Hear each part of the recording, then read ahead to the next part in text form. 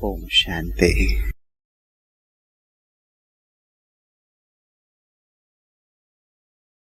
तो अव्यक्त होने का पाठ चल रहा है और सूक्ष्म रहस्य ये है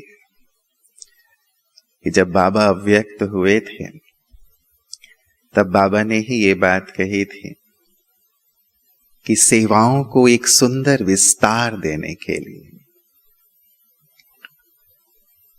जहां जहां तक पहुंच नहीं हो पाती है आत्माओं तक, उन आत्माओं को भी संदेश पहुंचाने के लिए, सूक्ष्म प्रेरणाएं देने के लिए, रफ्तार को बढ़ाने के लिए, चाहे वो पुरुषार्थ का रफ्तार है, बच्चों को संपन्न संपूर्ण बनाने का रफ्तार है, उसके लिए ये अव्यक्त पाठ चलता है। हम सभी के पास एक गुह्य और सूक्ष्म ज्ञान जो संसार में भी है लेकिन लोग उसे यूज नहीं करते, वो यही एक गहरी समझ कि आत्मा केवल चोला ही परिवर्तित करती है और अपने गुणों विशेषताओं अपने कर्मों के साथ हमेशा ही जीवित रहती है हमारे बीच। तो एक सुंदर प्रेरणा हमारी दादियां भी अव्यक्त होकर, हमारे बड़े जो वर्षों से ज्ञान में हैं वो भी अव्यक्त होकर हम सबको यही सुंदर संदेश दे रहे हैं। मैं सुंदर शब्द यूज कर रहा हूं क्योंकि बाबा कहते हैं इस पुरानी छीछी दुनिया में तो नहीं रहना है, इसे जल्दी से जल्दी बदलना है। और एक महावाक्य बाबा का मुझे याद आता है, बाबा ने कहा संसार में जो दुख है, अशांति है, आत्माओं को जो तकलीफ है, उसके कारण तुम हो। सुना यह महावाक्य? शायद इस रूप में किसी ने अंडरलाइन नहीं किया होगा और हम सोचेंगे कि हम क्यों इसके कारण हैं। वो तो अपने कर्मों का फल प्राप्त कर रहे हैं ना। यदि कोई दुखी है, कोई परेशान है, कोई तकलीफ में है, तो ये तो उसके कर्मों का फल है ना। तो उसके जिम्मेवार हम कैसे हुए? जी पहले, अच्छा पहले हमने भी कर्म किए।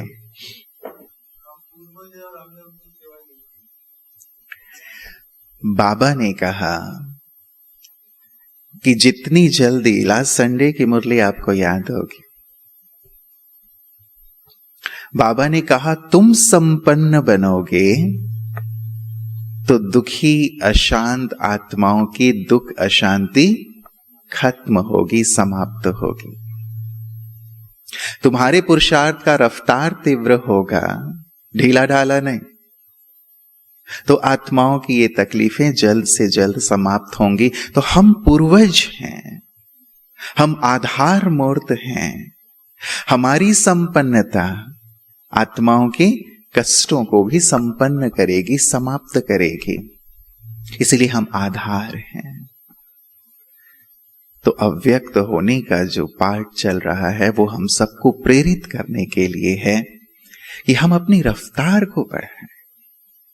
जब ड्रामा की बात आती है तो अधिकांश लोग, बाहर वाले लोग यही प्रश्न करते हैं कि ये ड्रामा चेंज नहीं हो सकता क्या? या ब्राह्मणों में से कई लोग ये कहते हैं कि ड्रामा चेंज नहीं हो सकता क्या? ये वाली जो घटना हमारे जीवन में घटी थी, ये वाली जो बात हुई थी, ये बात फिर से होगी, फिर से यही चीज हमें देखने को मिलेगा, फिर से यही व्यक्ति हमें मिलेगा, फिर से यही परिस्थिति आएगी। क्योंकि जीवन की उन बातों को हम देखते हैं जो बातें तकलीफ दे हमें लगती हैं, लेकिन उसके पीछे का जो रहस्य है, ज्ञान जो बाबा हमें इतने वर्षों से दे रहे हैं। एक बात जो बाबा कहते हैं, अकल्याण के पर्दे के पीछे वो दृष्टि हमें विकसित करनी है। ये सूक्ष्म दृष्टि है जो ईश्वर की दृष्टि है, बाबा की दृष्टि है, मम्मा की दृष्टि है। भावना और विवेक दोनों का बैलेंस है ना? बैलेंस हमारे ब्राह्मण जीवन का एक बहुत सुंदर सा शब्द है, गुण है, जिसे बाबा हर बार यूज करते हैं। बैलेंस ही ब्लेसिंग दिलाने वाली है। लव और लॉ की ब्लेसिंग हो, बैलेंस हो, या भावना और विवेक की का बैलेंस की बात हो। भावना हमारे हृदय में है, प्यार हमारे हृदय में है बाबा के लिए, अपने पूर्वजों के लिए, अपने साथियों के लिए। वो भावना बहुत जरूरी है, अन्यथा सूखापन आ जाता है जीवन में। भावना हो लेकिन विवेक युक्त हो। ये दोनों का बैलेंस हमें अपनी जिम्मेवारियों को निभाने के लिए प्रेरित करता है। और ड्रामा की बात जो मैं कह रहा था, ड्रामा जब हम कहते हैं तो हमेशा वहां नजर जाती है जो घटनाएं थोड़ी तकलीफ दे हैं, लेकिन ये ड्रामा हमारे लिए क्या अच्छाई लेकर आता है, या इस ड्रामा में क्या भलाइयां और अच्छाइयां हैं, उस दृष्टि से हम इसे देखना सीखें। ड्रामा में कलयुग के बाद सतयुग भी तो आना है ना, या नहीं आना है? ड्रामा में बाबा कहते हैं 3/4 तुम्हारा बहुत सुंदर पार्ट रहा है, सुखदाई पार्ट रहा है, 3/4 से भी बल्कि ज्यादा रहा है। लेकिन जब बात ड्रामा की आती है तो हम वो जो लास्ट का हमारा जो जीवन है उसमें जो घटित बातें हैं उसकी ओर हमारी नजर जाती है। अच्छाइयों पर नजर। एक चीज हम अवश्य अपने जीवन में ले आए, ज्ञान के तीसरे नेत्र को हम खोल लें। दोनों नेत्र से तो हम देखते ही हैं, लेकिन अब वक्त आ गया है कि हम ज्ञान के तीसरे नेत्र से हर बात को, हर परिस्थिति को, हर व्यक्ति को देखें। नेत्र दिया ना भगवान ने हमें, उसे बंद नहीं रखना है। शंकर जी का जब तीसरा नेत्र खुला तभी तो सारी चीजें नष्ट हुई ना। नष्ट, बुराइयां नष्ट हुई, कमियां नष्ट हुई, गम नष्ट हुए, दुख नष्ट हुए, दर्द नष्ट हुए। जब उन्होंने वो नेत्र खोला, वो अर्ध निमग्न था, कहते हैं ना आधी खुली हुई आंखें, लेकिन उस आंख को अब पूरी खोलने की आवश्यकता है। आधी ना खोले रखें, ज्ञान की नजर से ही देखें हर चीज को। हमें हर चीज में श्रेष्ठता नजर आएगी, सकारात्मकता नजर आएगी, हर चीज में कल्याण नजर आना प्रारंभ हो जाएगा। तो भावना युक्त अर्थात व्यक्ति की स्मृति हमें उनकी विशेषताओं, उनके गुणों की याद दिलाते हुए हमें भी गुणचोर बनाए। हम भी जैसे उनके समान बनने की सुंदर प्रेरणा लें। ये याद हमारे लिए सार्थक होता है। बाबा की याद भी, बाबा पहले चित्र नहीं रखने देते थे, लेकिन चित्र दादियों ने क्यों रखा? बाबा का। पहले किसी का चित्र नहीं रखा जाता था। बाबा तो कहते थे वो तो विचित्र है, फोटो भी नहीं खिंचवाने देते थे। मैं मामा के का जो रूम बना है वहां गया था, तो मामा की कितनी सुंदर सुंदर तस्वीरें लगी हुई हैं, हमें प्रेरित कर रही हैं। ड्रामानुसार बाबा ने ऐसे सुंदर चित्र तो कम से कम इसकी परमिशन दी थी कि हम उन चित्रों को देख करके प्रेरणा लें। तो मम्मा को देखकर, बाबा को देखकर, पूर्वजों को देखकर हम दुखी होते हैं। दुखी होते हैं कि मम्मा हमें छोड़ करके इतनी जल्दी चली गई, बाबा हमें छोड़ करके हमें इतनी जल्दी चले गए, पूर्वज हमें छोड़ के। दुखी नहीं होते, लेकिन उनके सामने जाते ही हमें प्रेरणा मिलती है, हमें शक्ति मिलती है, हमें बल मिलता है। मम्मा की सारी विशेषताएं लिखी हुई हैं ना, कितनी आज्ञाकारी थी, सच्चाई कितना था उनमें, निर्भयता कितनी थी, बाबा के हर कदम पे कदम रखने वाली थी, प्रेरणा। इसीलिए जब भी हम अपने ऐसे साथियों को, बाबा के अमूल्य रत्नों को याद करते हैं, हमें प्रेरित करें, हमारा पुरुषार्थ और तीव्र हो। उन्होंने जो कार्य अधूरा छोड़ा है हमारे लिए छोड़ा है ना, कि सारा भाग्य हम ही बना लेंगे तो तुम्हारा क्या होगा, तुम्हारा भी तो कुछ भाग्य बनना चाहिए। हम उन कार्यों को पूर्ण करने के निमित्त बने, ये हमारे लिए हो, ये बल है, ये शक्ति है, और हमें भी ऐसे बनने की प्रेरणा देने वाला है। तो बाबा की प्यारी मुरली हम सबने सुनी, रोज ही बाबा की सुंदर मुरली सुनते हैं और मुरली की तान में हम झूमते हैं।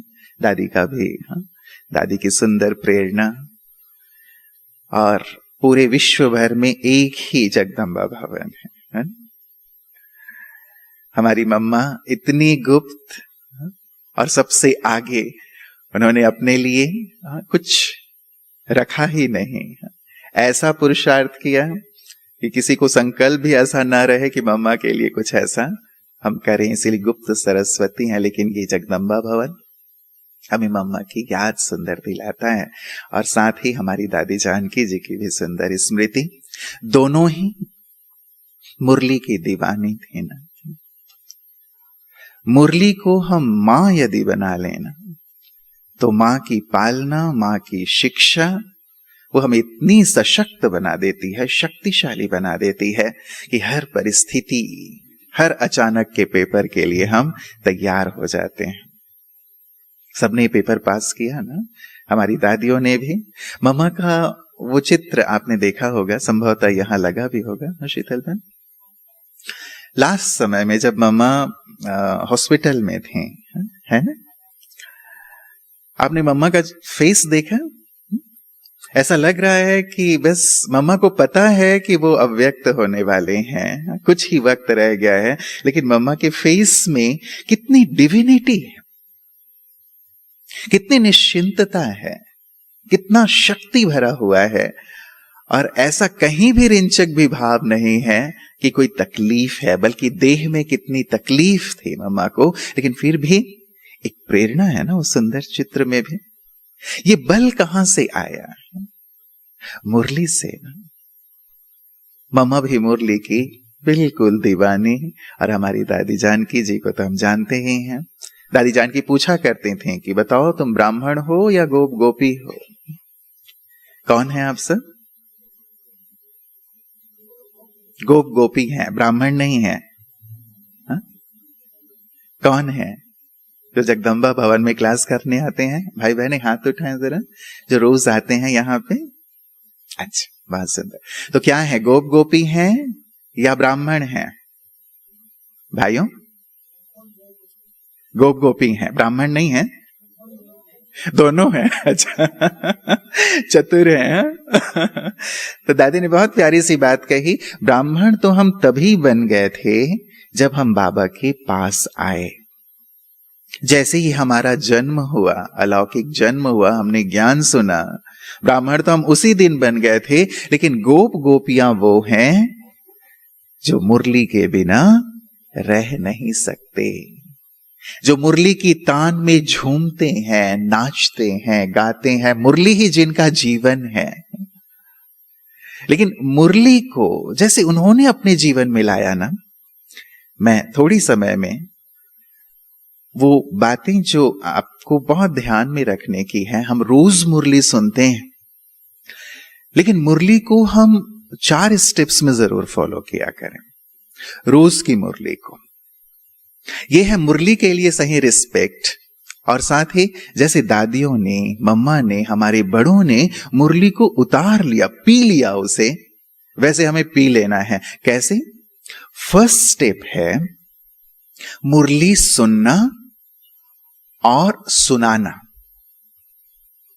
हम रोज मुरली सुने भी, बाबा के घर में आकर सुने, ऑनलाइन नहीं। भले ऑनलाइन की व्यवस्था आजकल है, कोई बहुत जरूरी बात है, घर में बंधन है, आप तकलीफ में हैं, बीमार हैं, बाबा तो कहते हैं बीमार भी हो तो भी आ जाओ, खाट में लेट करके सुनो। बाबा को तो इतना मुरली के लिए वो है कि बच्चे मुरली जरूर सुने। तो हम बाबा के घर में आकर मुरली सुने, इसका जो महत्व है ना वो अलग ही है। क्योंकि सुबह जो मुरली चलती है बाबा के घर में, शाम को चलती है, बाबा की उपस्थिति रहती है। और बाबा के महावाक्य हृदय में उतरते हैं, अंतर में समाते हैं। वैसे आप सुनते रहो, कई लोग कहते हैं कि हम तो योगासन करते करते, प्राणायाम करते करते मुरली सुनते हैं। तो वो मुरली कहां जाएगी? अंदर जाएगी, या वो श्वास छोड़ने के साथ साथ वो मुरली भी बाहर चली जाएगी? तो भगवान का रिस्पेक्ट, मुरली का रिस्पेक्ट ये है कि बाबा का जो घर है, जहां निमित्त आत्माएं हैं, बाबा ने जिन्हें अपनी गद्दी पर बिठाया है, गुरु भाई जिन्हें बाबा कहते हैं, उनकी मुखारविंद से हम मुरली सुने। बाबा के घर में बाबा की उपस्थिति मुरली के समय रहती है, इसे फील करें।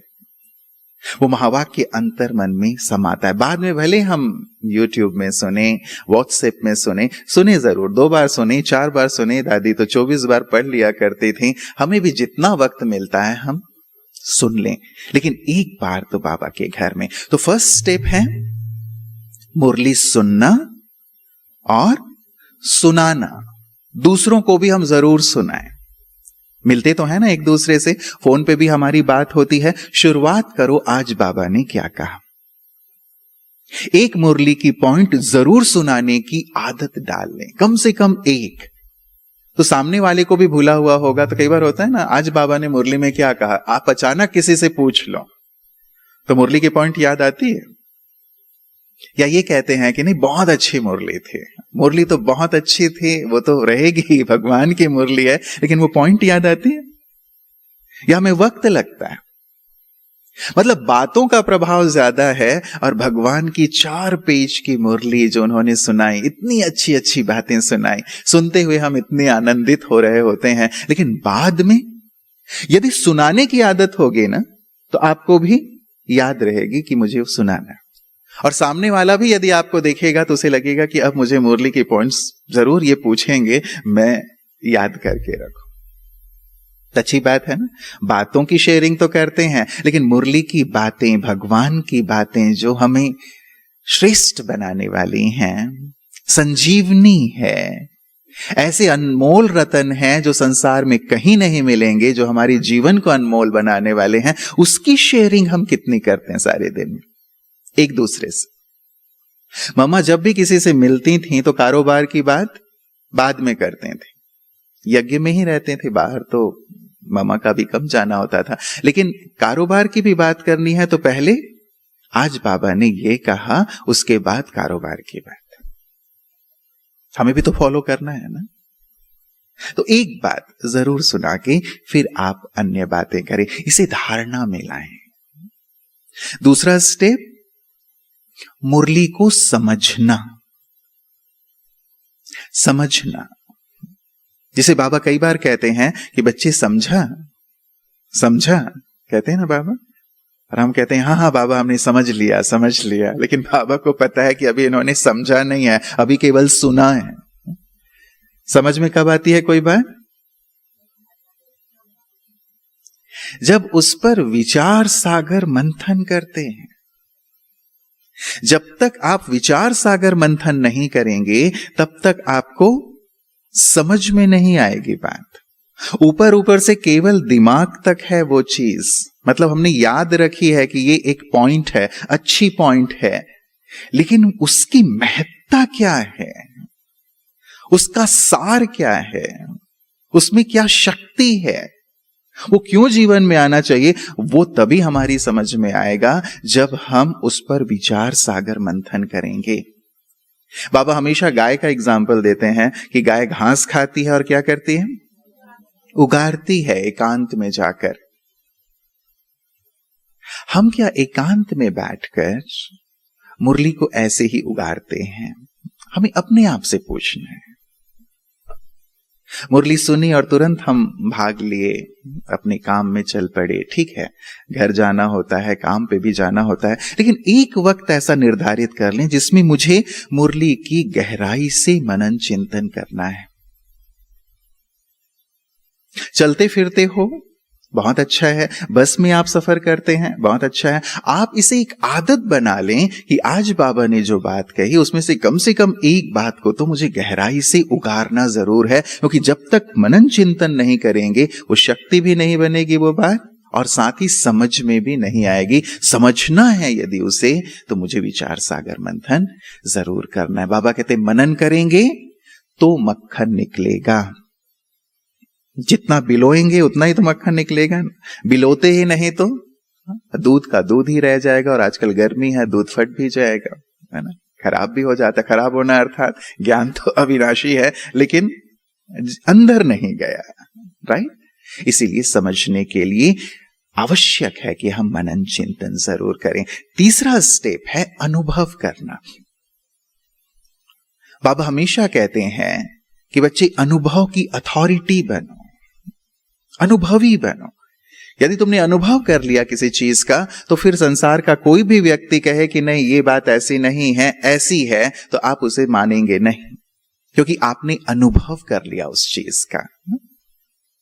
यदि मैं आपको करेला दिखा के कहूं कि देखो ये मीठा है, तो आप मानेंगे? नहीं मानेंगे ना। आप कहेंगे नहीं नहीं, आपने शायद उसे खाया नहीं है, ये मीठा नहीं है, ये कड़वा है, कहेंगे ना। वहीं यदि मैं आपको कोई विदेश का फल दिखाऊं और कहूं कि देखो ये मीठा है, तो आप कहेंगे कि आप कह रहे हैं तो जरूर मीठा होगा, आप उसे मानेंगे, राइट। लेकिन जब आप उसे टेस्ट करेंगे, खुद टेस्ट करेंगे, तब आप कहेंगे कि नहीं ये मीठा नहीं है, या तो ये बिटरलेस है, मतलब इसमें बिटर है, कड़वा है, या फिर टेस्टलेस है। तो खाने के बाद आप अनुभव करते हैं कि ये चीज कैसी है। इसीलिए अनुभव करना है तो हमें प्रयोग करना होगा। जब तक हम ज्ञान का प्रयोग नहीं करते, तब तक वो अनुभव में नहीं आता। जिसको कहते हैं कि एक्सपेरिमेंट करेंगे तब एक्सपीरियंस होगा। जब तक एक्सपेरिमेंट नहीं किया है तो वो एक्सपीरियंस नहीं होता है। जैसे बाबा का एक महावाक्य, बाबा कहते हैं हिम्मत का तुम एक कदम बढ़ाओ, मदद के 1000 कदम मैं बढ़ाऊंगा। अब ये मेरे पास ज्ञान तो है, लेकिन इसका अनुभव मुझे कितना है कि मैंने फलाने सिचुएशन में हिम्मत का एक कदम बढ़ाया और बाबा ने 1000 कदम बढ़ा करके मेरी मदद की। किस किस को ऐसा अनुभव है? वाह, बहुतों को है। कैसे हुआ ये? मैंने किया, मैंने ये प्रयोग किया कि मैं हिम्मत का एक कदम बढ़ाता हूं, बढ़ाती हूं और देखती हूं कि बाबा की मदद कैसे मिलती है। और हमने बढ़ाया, हमने वो 1000 कदम की मदद की अनुभूति की। सेम वही चीज बाबा की मुरली की एक पॉइंट ले ले, एक पॉइंट, और उसे प्रयोग करके देखें। रोज की मुरली से ये करें। 4th स्टेप तब आता है जब हम ज्ञान को सुनते सुनाते हैं, उसका सुंदर मनन चिंतन करके उसे गहराई से समझते हैं, उसका प्रयोग करके हम उसे अनुभव में लाते हैं, तब 4th स्टेप आता है स्वरूप बनना, एम्बॉडीमेंट बन जाना, स्वरूप बन जाना। और स्वरूप बनना ही हम सबका ध्येय है। बाबा शुरू से लेकर अब तक हमें सुनाते आ रहे हैं, बच्चे देही अभिमानी बनो, आत्माभिमानी बनो, आत्माभिमानी बनो, मेरी याद में रहो। अब तक हम स्वरूप नहीं बने हैं, इसलिए रोज की मुरली में बाबा उसे रिवाइज कराते रहते हैं। अल्टीमेटली गोल ये है कि ज्ञान की बातों को हम स्वरूप में ले आए, जीवन में ले आए। रमेश भाई जी अव्यक्त बाप दादा से मिल रहे थे, तो उन्होंने बाबा से यही बात पूछी कि बाबा गीता ज्ञान दाता श्री कृष्ण नहीं है, आप हैं। ये बात हम सारे संसार में कब प्रसिद्ध कर पाएंगे, कब ये बात सिद्ध होगी? तो बाबा ने एक लाइन में इसका बहुत सुंदर जवाब दिया था। बाबा ने कहा, जिस दिन गीता का ज्ञान तुम्हारे जीवन में उतर जाएगा, उस दिन गीता ज्ञानदाता सारे संसार में स्वतः प्रत्यक्ष हो जाएगा। जिस दिन गीता का ये ज्ञान जो हम मुरली में सुन रहे हैं वो तुम्हारे जीवन में आ जाएगा, उस दिन गीता ज्ञानदाता सारे संसार में प्रत्यक्ष हो जाएगा। तब तुम्हें कुछ करने की जरूरत नहीं होगी। हिंदी में भी कहते हैं, हाथ कंगन को आरसी क्या और पढ़े लिखे को फारसी क्या। अर्थात प्रत्यक्ष को प्रमाण की जरूरत नहीं होती। जब हम प्रत्यक्ष रूप में इस ज्ञान के स्वरूप बन जाएंगे, आत्माभिमानी हो जाएंगे, बाबा की याद में मगन हो जाएंगे, तो सारे संसार में प्यारे बाबा की प्रत्यक्षता की धूम ऐसे ही मच जाएगी। क्योंकि कहेंगे तभी सब लोग कि जिनकी रचना इतनी सुंदर, वो कितना सुंदर होगा। अभी रचना वैसी सुंदर नहीं दिख रही है, इसीलिए शायद रचनाकार की ओर नजर नहीं जा रही है ना। इसीलिए अब हमारा दायित्व है कि ये जो ज्ञान रत्न है, ये जो सुंदर शिक्षाएं हैं, हम अपने स्वरूप में ले आए, जीवन में ले आए, ताकि मुझे देख करके ही लोगों को लगे कि ये कोई और है। और वो रचनाकार कौन है जिसने इन्हें इतना सुंदर बनाया। तो ऐसा करेंगे ना, करेंगे ना। इसलिए मुरली को ऐसे सुंदर स्टेप्स के साथ, और रोज कम से कम एक बात, हम लोगों ने एक सुंदर प्रोजेक्ट लिया था, इसे हम लोग कंटिन्यू ही कर रहे हैं। भले ही अलग अलग प्रोजेक्ट्स करते रहें, लेकिन ये एक सुंदर प्रोजेक्ट हमेशा रनिंग में ही रहता है। और वो ये कि रोज की मुरली से हम एक बात कम से कम अपनी धारणा के लिए ले आए। आज की मुरली से कौन सी एक बात मैंने अपने लिए ली? यूं तो पूरी मुरली है हमारे लिए है, लेकिन कम से कम एक बात जिसे अच्छी तरह से मैं चिंतन भी करूं, अच्छी तरह प्रयोग भी करूं, अच्छी तरह सारे दिन अपनी चेकिंग करते हुए कि ये बात कितनी मेरे अंदर आई है, उसकी प्रैक्टिस करते हुए जीवन में लाऊं। तो क्या होगा? मान लीजिए 1 जनवरी से हमने शुरू किया, तो 31 दिसंबर तक क्या हो जाएगा? क्या मान लीजिए आज से हम शुरू करते हैं इस चीज को, आज की तारीख से अगले साल जब हम इस तारीख तक पहुंचेंगे, रोज एक एक बात यदि मुरली से हम अपने जीवन में धारण करते चलेंगे, तो क्या हो जाएगा? 365 सुंदर बाबा की शिक्षाओं से हमारा जीवन सज जाएगा। तो सहज पुरुषार्थ है ना, मुश्किल पुरुषार्थ नहीं है, बहुत सहज पुरुषार्थ है। बस एक एक बात को अपने जीवन में उतारते चलें, तो एक के साथ अनेक चीजें कनेक्टेड हैं हमारे यहाँ, है ना। वो सब चीजें भी साथ साथ शामिल होती चलती हैं। तो लक्ष्य रखेंगे कि बाबा की सुंदर मुरली को हम ऐसे जीवन में उतारें, इन्हें स्टेप्स के आधार पर। और साथ ही अब समय भी हम सबको इशारा ही दे रहा है, दादियां हम सबको इशारा दे रही हैं कि हम भी अपनी रफ्तार को तीव्र करें, अपने आप को संपन्न और संपूर्ण बनाएं।